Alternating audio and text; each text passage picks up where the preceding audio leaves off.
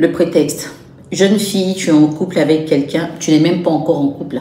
Tu es dans une relation avec quelqu'un et peut-être 2-3 mois après, quand vous devez sortir, tu lui proposes de venir te récupérer chez toi à la maison. Bon, ce n'est pas une présentation officielle, mais c'est au moins qu'on sache avec qui tu sors et avec qui tu rentres. Et la première fois quand il va arriver, ta mère va être là peut-être, en train de manger. Quand il va prendre de ses nouvelles comme un homme bien éduqué, ta mère va commencer à lui raconter tous les petits problèmes de santé qu'elle a. Qu'elle n'arrive pas à se nourrir, elle ne se sent pas bien dans sa peau, elle a telle ou telle maladie.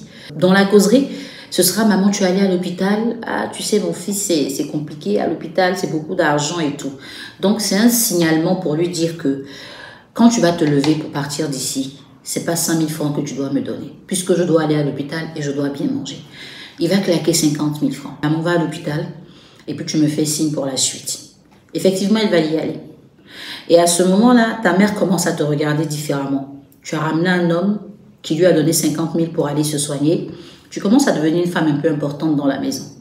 Le lendemain, après l'hôpital, elle va te dire « Appelle ton mari, je vais lui dire merci. » À l'instant, il devient ton mari parce qu'il a payé ses soins. Tu vas l'appeler. Elle va lui faire le compte rendu en lui précisant qu'elle a fait les examens mais elle n'a pas encore payé les médicaments. C'est un signalement pour lui dire qu'il faut qu'il ramène encore de l'argent. Donc, à la descente du boulot, il va passer, déposer encore 50 000 francs pour que la maman de sa chérie puisse s'acheter les médicaments, qu'elle puisse les prendre correctement et que sa santé soit meilleure. Et là, c'est toi-même qui commences à te sentir importante. En 2 jours, ton chéri a laissé 100 000 francs et ce n'est que pour des soins. Sauf que ce jour-là, tu n'oseras pas lui demander de l'argent. Tu vois qu'il a déjà fait beaucoup. Le lendemain, tu vas l'appeler pour lui demander de te faire un petit dépôt parce que c'est chaud. Dans tes calculs, si en 2 jours, il a pu donner 100 000, ça veut dire qu'il n'a pas que 100 000. Alors que des fois, il n'avait que les 100 000 francs. Après avoir aidé ta mère, il va aller prendre un crédit avec un pote pour terminer le mois. Donc quand tu lui demandes de te faire un dépôt, il ne peut pas te faire le dépôt. Mais il ne peut pas te dire qu'il n'a pas l'argent pour ça. Parce que tu l'as déjà mis à ce niveau, il ne va pas descendre à ce niveau. Sauf que il est déjà préparé. Il n'a plus l'intention de remettre les pieds chez toi, puisque chaque fois qu'il y va, l'argent doit sortir. Donc, il va te faire croire qu'il n'a pas d'argent sur ses mobile money, mais qu'il le fera faire par quelqu'un, et il faut que tu le préviennes dès que tu reçois. Tu ne vas pas recevoir l'argent, tu vas donc l'alerter. Il va tourner 30-45 minutes après, te rappeler et te dire « Ah, dommage, le gars a fait le transfert, mais il a fait sur un mauvais numéro. » Tu ne peux pas te plaindre à ce moment. Il a fait ce que tu as dit, sauf que la personne qui faisait le transfert s'est trompée. Donc, tu es obligé de patienter que la réclamation soit faite et tout le train-train. Ta mère va commencer à demander après lui un peu plus, parce que ça fait quand même un jour qu'elle ne l'a pas vu. Et le week-end où tu comptes te rattraper de ces choses qui n'ont pas fonctionné, quand tu vas l'appeler pour aller chez lui, il te dira un truc dans le genre, écoute, on a un collègue qui a perdu son père, nous sommes en délégation, on va aller le dire Yako, je ne serai pas à la maison. Donc ça, tu vas le transmettre à ta mère. Et ta mère va prendre compassion de lui. Oh, mon fils, le pauvre. Et va chez lui à la maison, va faire un truc à manger, va nettoyer un peu. Comme ça, quand il va rentrer, au moins, il va bien manger au lieu d'aller manger dehors. Entre-temps, avant ça, par hasard ou par erreur, il t'a remis la clé de chez lui. Et donc, tu te dis, c'est pas une mauvaise idée. Je vais aller le surprendre en tant qu'une très bonne femme prévoyante. En réalité, il n'a aucune course à faire. Il a prévu aller acheter son garba à midi, manger, regarder sa télé, boire ses bières et dormir. Il sait que s'il te voit, tu vas lui réclamer l'argent. S'il va chez toi, il faut qu'il laisse l'argent à ta maman. Donc le prétexte est tout trouvé, je ne suis pas là, je vais à un deuil. Les circonstances de la vie vont faire que. Il y a toujours une ex ou une fille à qui il plaît, de qui il ne s'intéresse pas trop, qui va l'appeler. Tu es où? Je suis à la maison. Ok, je ne suis pas loin de chez toi, je veux passer te faire un coucou. En vérité, un coucou n'a jamais dérangé personne. Et en même temps, il faut reconnaître que depuis un moment, il est dans une sorte d'ambiance où c'est lui qui saigne. Il est fatigué de saigner. Une femme peut venir le distraire. Question de passer à autre chose, il ne lui dira pas non. Il va l'accepter, elle va venir chez lui. Mais elle fera mieux. Elle va passer dans un supermarché, lui prendre ses bières préférées, ses liqueurs préférées, ses vins préférés, des chips, tout ce qu'il faut pour un chill à domicile. Donc quand il la voit, il est déjà content parce qu'elle est belle, elle est rayonnante. Mais en plus, elle a ramené à manger. Il économise l'argent du garba. Elle va lui demander, tu as déjà mangé? Non, pas encore. Ok, t'inquiète pas. Je vais commander à manger, on va nous livrer tout à l'heure. Elle va appeler les délices de MJ. C'est un super service de livraison de nourriture à domicile. Et il va leur envoyer la nourriture comme si c'était fait à la maison. Donc le gars va manger avec appétit. En même temps, il va lui raconter des histoires. Soit ils vont se rappeler du passé, ils seront en train de rire aux éclats. Et toi, tu viendras les surprendre dans cette ambiance-là, puisque tu as la clé. En bonne impulsive que tu es, tu vas commencer à t'extasier. C'est qui celle-là? Elle fait quoi ici? Tu vas demander des comptes et il te sortira la phrase fétiche. Ce n'est pas ce que tu crois, laisse-moi t'expliquer. Parce qu'il sait qu'à ce moment-là, tu ne veux pas qu'il t'explique quelque chose. Il sait que tu ne vas pas rester, tu vas prendre tes pieds et tu vas partir. Il te laisse partir. S'il te suit, il doit d'abord s'expliquer, te demander pardon et se faire pardonner. Ça fait 3 exercices qu'il n'a pas envie de traiter. En restant, il n'a aucun compte à rendre. En plus, il continue de chiller. Il ne dépense pas d'argent. Et toi, tu es en train d'espérer qu'il t'appelle. Parce que tu l'as quand même surpris avec une autre femme. Toute la journée, ne le fais pas. La soirée, pareil. Le lendemain, 2-3 jours après, c'est toi qui essaies de l'appeler pour maintenant t'excuser. Il ne va pas décrocher tes appels. Il ne te bloque pas, mais il te fait des vues et ignorer. Là, tu es en panique. Ton réflexe, ce sera de contacter un de ses amis. Le seul qui t'a présenté d'ailleurs.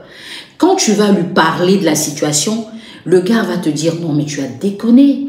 Cette fille-là, c'est notre collègue de travail. On était ensemble au deuil. Elle a juste raccompagné parce que sa voiture avait un problème. » En fait, ils se sont déjà parlé. Il a déjà briefé le gars sur le scandale que tu es venu faire. Il ne lui a pas dit quoi te dire, mais le gars est déjà un professionnel pour défendre son ami. Donc, il va te faire culpabiliser au point où tu voudras même t'excuser auprès de la fille. Mais il te dit « Non, calme-toi, je gère. » Tu attends qu'il te fasse signe. Il ne te fait pas signe. Quand tu le relances, il va te dire « Je l'appelle depuis, il ne décroche pas. Je suis même passé chez lui, je sonne, il n'ouvre pas. Mais t'inquiète pas, je gère. » Les jours passent et puisque tu es une Finlandaise, entendez par là une go qui a faim. Tu ne travailles pas. Tu comptes sur ta beauté pour avoir un peu de jetons. Et comme tu n'es pas en train de viser l'autonomie et que tu comptes sur les sentiments qu'un homme a pour toi, pour pouvoir vivre et bien vivre, tu te rends compte qu'il ne te relance pas. Depuis, c'est un silence plat. Et ça ne va pas. Tu vas prendre ton téléphone et rechercher dans ton répertoire lequel des pointeurs tu peux appeler avec qui tu auras au moins l'argent du transport. Et tu vas en trouver parce qu'il y en a plein. En général, tu choisiras celui qui rêve de te voir depuis longtemps. Il va t'inviter quelque part prendre un pot. Et c'est ce jour-là que ton chéri va décider d'aller aussi prendre une bière dans le même endroit. Quand il arrive, c'est toi qui vas en premier. En fait, quelque chose doit se passer là. Il t'appelle. Tu es où? Puisque tu attendais cet appel-là depuis longtemps, tu ne peux pas prendre le risque de ne pas décrocher. Et tu sais qu'en général, un pointeur qui n'est pas encore bien installé, quand vous êtes ensemble, que tu reçois un coup de fil, il profite pour passer un coup de fil. Donc le gars n'entend pas ce que tu dis, tu n'entends pas ce qu'il dit et tu essaies de mentir à ton chéri. Je suis à la maison. Il dit, ah bon? Mais moi, je suis dans tel endroit, je te vois, tu es assise à côté d'un homme, tu es habillée comme ci, comme ça. Quand tu lèves la tête, vos regards se croisent. Donc, on n'a pas besoin de te prouver quoi que ce soit. Tu sais qu'il a raison. Et là, il va raccrocher le téléphone, te bloquer partout. Tu ne peux pas le suivre. Parce que si tu le suis, tu devras faire les 3 exercices que lui n'a pas voulu faire quand toi tu t'es fâché. Et tu risques de ne pas avoir l'argent de la part du pointeur et rentrer bredouille, alors qu'il n'y a plus rien à la maison. Ta mère a besoin d'argent, toi aussi. Donc tu vas serrer le cœur, rester jusqu'à la fin pour espérer avoir comme transport 50, 100 000 ou 200 000 qui vont te faire tenir la semaine. Le lendemain, tu vas appeler son ami. Et lui, il va te dire, ma belle, tu as tout gâté. J'avais parlé avec lui. Il était sur le point de te pardonner. Il a dit qu'il allait sortir prendre une bière. Et il m'appelle pour me dire qu'il t'a vu avec un gars. Il avait posé sa main sur ta cuisse. Franchement, moi-même, je suis désolée, je ne peux rien faire. Qu'est-ce qui a créé tout ça? Le fait de se rendre compte que une femme qui me plaît me coûte autant d'argent alors que je suis un jeune qui se débrouille, soit en entreprise, soit à son propre compte, ça fait peur. Parce que pour des millionnaires ou des milliardaires, claquer 100 000 francs en 2 jours, ce n'est rien. Mais combien de jeunes cadres dynamiques vous connaissez qui sont payés à hauteur de millions et qui peuvent se permettre ça? Et même s'ils sont payés à hauteur de millions, ils ont des charges en rapport avec leurs millions. Quand un homme se rend compte que tu es une source de dépenses pour lui, alors qu'il n'est pas capable de dépenser, et que toi, tu ne te rends pas compte que tu devrais être une aide, les plus crus te diront, je ne peux pas. Les moins crus vont mettre un terme à la relation. Et à ceux qui sont stratèges, qui vont te faire passer un message comme le cas que je viens de décrire aujourd'hui. Je ne sais pas si tu l'as déjà vécu. Ce n'est pas l'histoire de quelqu'un. J'ai pris le temps d'observer les circonstances, les situations et les histoires des gens et je comprends pourquoi beaucoup d'histoires s'éteignent avant même qu'elles n'aient réussi à être allumées. Fais attention, chérie. Un homme qui t'aime ne vient pas investir en toi. L'investissement qu'il vient faire est sentimental et émotionnel. S'il a les moyens, tant mieux. S'il n'en a pas, tu devrais être l'aide qui l'aide à en avoir. Mais ne compte pas sur ton corps, sur ta beauté pour garder un homme. Et surtout, discipline tes parents. J'en ai parlé dans mes livres. Discipline tes parents. Il faut qu'ils comprennent que ta relation amoureuse n'est pas un investissement. C'est pas sur ça qu'ils doivent compter pour guérir de leur maladie ou réaliser leurs projets. Il faut qu'ils respectent les sentiments qu'un homme a pour toi, qu'ils respectent leur famille, qu'ils ne deviennent pas une charge. Je suis curieuse de savoir un peu de quoi parlent mes 3 livres.